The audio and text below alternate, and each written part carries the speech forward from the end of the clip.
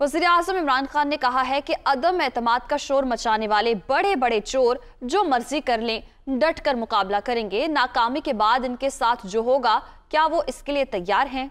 शहबाज शरीफ की असलियत मखसूस चपड़ासी से पता करें। आसिफ अली जरदारी की लूट मार पर फिल्में बन चुकी हैं। फजलुर रहमान और मेरी उम्र एक है, हमें आखिरत की फिक्र करनी चाहिए। वो मेलसी में जलसे से खिताब कर रहे थे। इत्तेसाब इनका करने लगे तो उसके साथ सब मिलके उसको गिराने की कोशिश करें। जब तक मेरे में खून है मैं इनका मुकाबला करूंगा। मेरी पूरी तैयारी है कि जो भी ये करेंगे मैं उसके लिए तैयार हूं।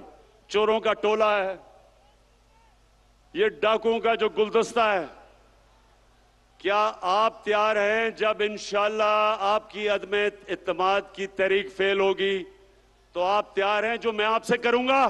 ये लोग कौन है जो अदम इत्तेमाद की तहरीक चला रहे हैं? मुजरिम नंबर 1 नवाज शरीफ झूठ बोल के सुप्रीम कोर्ट ने उसको सजा दी।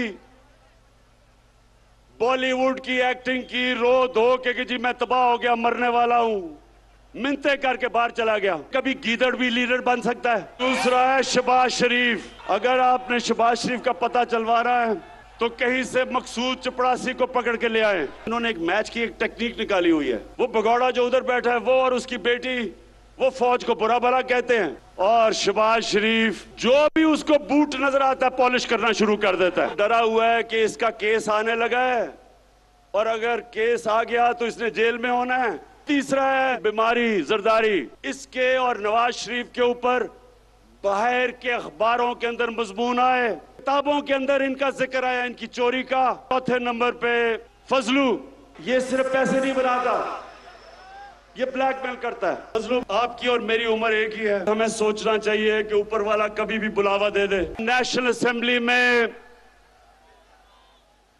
साउथ पंजाब की कॉन्स्टिट्यूशनल अमेंडमेंट रख देंगे कि साउथ पंजाब का सूबा बनना चाहिए। पीपल्स पार्टी और नून लीग, क्या आप हमारी हिमायत करेंगे या नहीं, अब आपके सामने आ जाएगा। ये जो भगौड़ा बैठा हुआ है लंदन में, इसका मैंने पैसा वापस ले आया तो मैं आपको वादा करता हूं कि पेट्रोल और डीजल की कीमत आधी कर दूंगा।